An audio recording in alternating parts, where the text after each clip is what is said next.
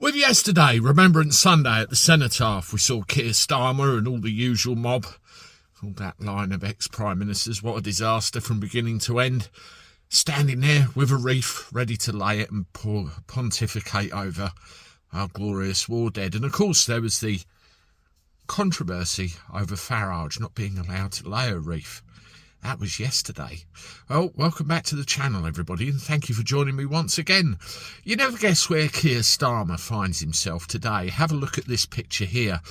Now, I want to start off by saying that this gives me the absolute creeps, the heebie-jeebies. I don't know why, but two leaders of state, R1 and Macron, riding in the back of what looked like an armoured vehicle like that is very reminiscent of a picture in my head from another time, many years ago.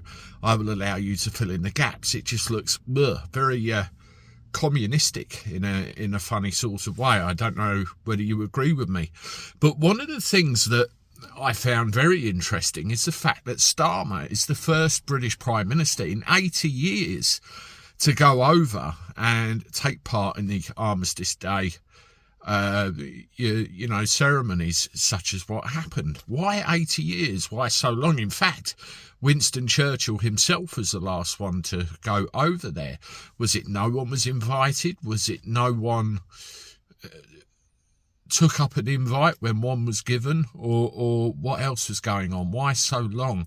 You know, most of us haven't lived long enough to remember the last time that happened. Something very shifty here. What other reason would there be to go over there apart from putting yourself in the newspaper? You know, at the end of the day, I'm just a normal bloke looking at these things and raising questions. I think, well, is it just me? Do other people think that as well?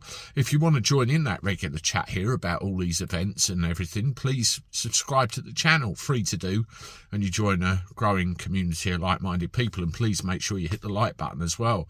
Well, back to the plot. You know, there's various issues, isn't there? Trump's just come to power, and he's saying that, you know, it's going to be up to Europe to do certain things, including the likes of Ukraine with regard to funding and defence and all the rest of it.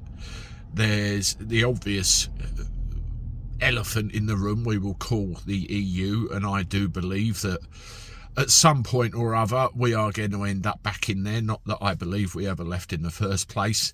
And they're going to talk about migrants. Did you see this news article, by the way, where it's looking like we're going to be up to somewhere around 40,000 by the end of the year? So this was more than you know, going over and remembering our glorious war dead. That was just a cover, really. They were talking about all these things, and I do find the timing of the inauguration and everything as well very fishy. I don't know what you think. Is it me being a paranoid taxi driver? Let me know in the comments.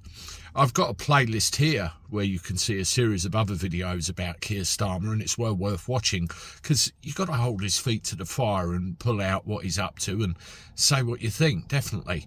Thank you for watching, and as always, I look forward to talking to you soon. Toodaloo.